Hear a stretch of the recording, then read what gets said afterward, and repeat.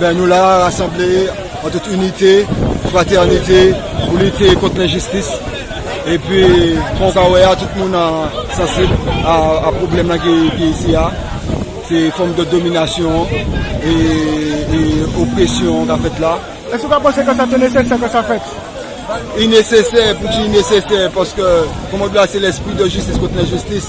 En littoral, normalement, pas pour être barré ou ça. Et c'est pas seulement pour ça, seulement, ouais. C'est contre l'esprit d'acceptation, nous là, contre l'esprit de résignation, nous là, ouais. Et c'est contre l'esprit aussi, c'est aller loin, et forcer au respect, c'est nous qui a essayé de contrôler nous. Alors que nous sommes en culture, nous sommes en identité. En culture identité, c'est qu'on une identité aussi, mais culture identité à la même, c'est communauté, c'est terrain en fonction de chaque culture. Nous avons manière habiller, nous avons manière manger, et vous regardez que nous contrôlés par d'autres peuples qui exogènes, qui n'ont pas la même culture que nous, et qui ne peuvent pas reconnaître l'humanité nous. Est-ce que vous pensez que nous pouvons un message fort à l'ONF pour dire arrêtez de faire vagabondage de pas de mesures? L'ONF, c'est-à-dire, ça m'a fait dire aussi que est-ce que l'histoire pas apprendre assez, ouais?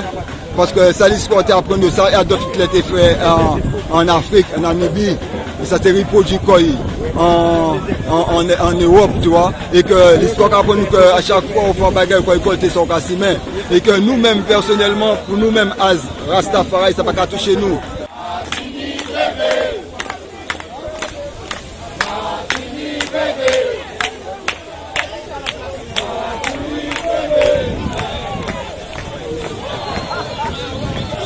Tu es venu pour soutenir le peuple, la population. Mais comme d'habitude, tu te sentais concerné? Comme d'habitude, toujours concerné, toujours au combat. Et est-ce que tu penses qu'aujourd'hui c'était important de mener cette action? Oui, c'est important pour l'avenir de nos enfants, oui. Oui. Faut nous laisser un petit peu bagaille, parce que pour l'instant, on est dans une phase où on se retrouve tous confinés dans des cités. Et puis sans compter, enfermés dans des cités, des couches de population concourent après, par exemple, comme à Texaco, leur dit de sortir pas du littoral pour aller habiter dans la cité. Et puis, il y a une autre couche de la population qui privatise. Donc finalement, il y a un problème. Les choses deviennent sectaires alors. Oui, c'est très ça. Ça veut dire qu'une partie de la population doit être confinée à l'intérieur des terres, oui, pendant que d'autres profitent du littoral, par exemple. Et je suis agréablement surprise de voir qu'il y a autant de maisons sur le littoral. Bien sûr, justement. Alors, mais dis-moi, est-ce que tu penses que ce qui s'est passé aujourd'hui devrait se renouveler le 1er juin pour le combat contre le chlordécone et l'empoisonnement? Bien sûr. J'espère qu'ils auront suivi pour dorénavant tous les combats, toutes les actions qui vont concerner la population martiniquaise. Tu dis que c'est un début aujourd'hui? Le début a commencé depuis un moment. Je dirais que c'est une continuité.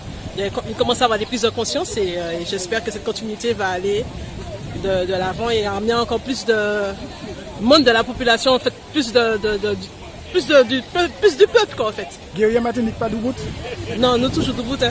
Nous toujours debout. Nous sommes endormis pendant un petit moment, mais je pense que nous avons subi trop de bagages, donc le peuple a commencé à aller vite.